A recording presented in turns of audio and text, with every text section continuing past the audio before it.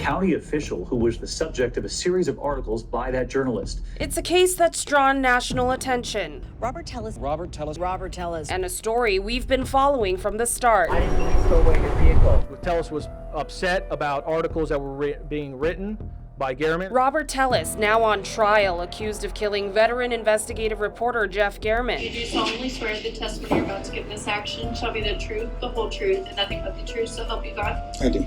The former politician deciding to take the stand in his own defense.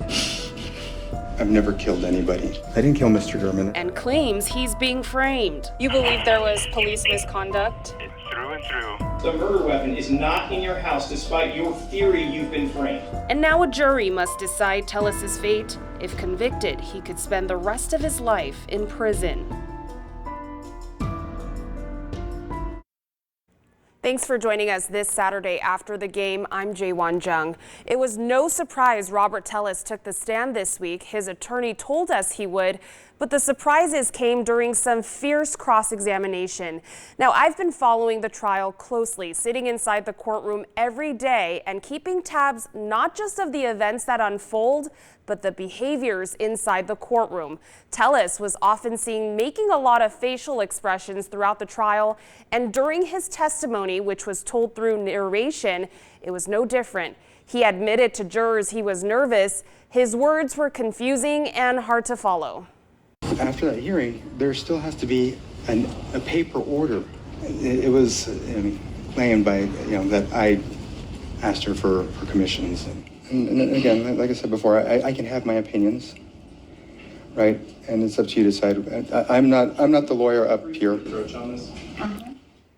You can see prosecutors shaking their heads right there. Tellis did break down when photos were being shown after police served a search warrant on his house, but I noticed some jurors seemed bored at times listening to his testimony, some even crossing their arms and playing with their pens.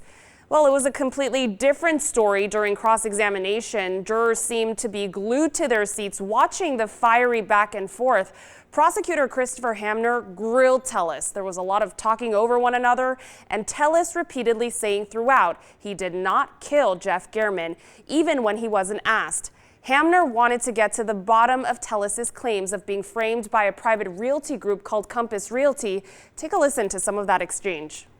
How did Compass break into your home to plant this evidence? Like I said before, I don't know how it got in there, but I did not put it there, sir. How did they plant the hat? Again, I don't know how it got there, but I didn't put it there. How did they plant the shoes? I don't know how it got under the couch, but I did not put it there. How did they get your DNA in there? Again, I don't know when and where that DNA was allegedly obtained. A lot of you have asked me about Tellis's choice to testify. It's an unusual choice for a defendant, but it is their constitutional right. I spoke with criminal defense attorney Malcolm Laverne, who was O.J. Simpson's longtime lawyer. Malcolm, thank you so much for joining. Oh, thank you. Thank you for inviting me on. So you're very familiar with high-profile cases, and I know you've been following the Robert Tellis case. What are your thoughts?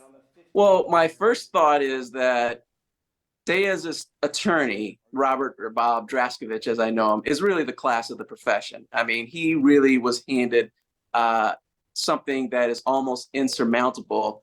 And the way he's cross-examined the prosecution's case and the defense that he put on before Tejas decided to testify really just makes him the class of the profession.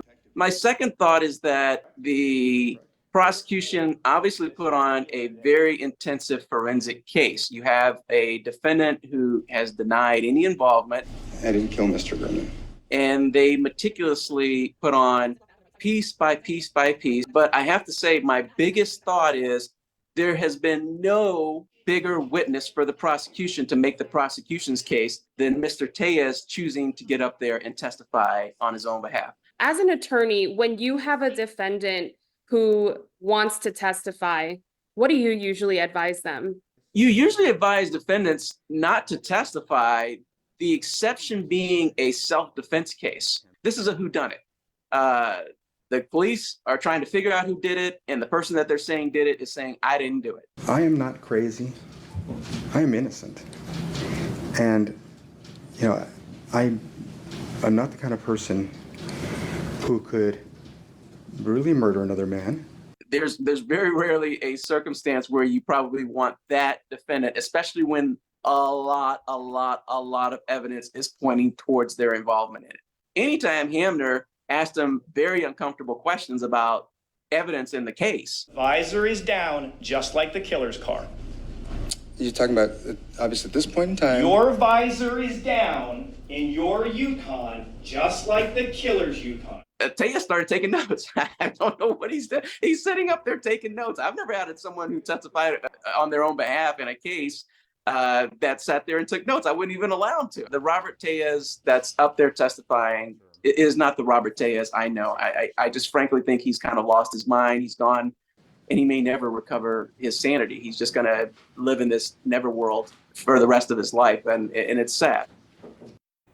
Right before I left the courtroom on Friday, attorneys and the judge were having an in-chambers meeting on jury instructions. Jury deliberation can begin as early as Monday afternoon. Jeff Gehrman's family has been coming to the trial every day. They have not spoke publicly about Gehrman's death and were respecting their privacy.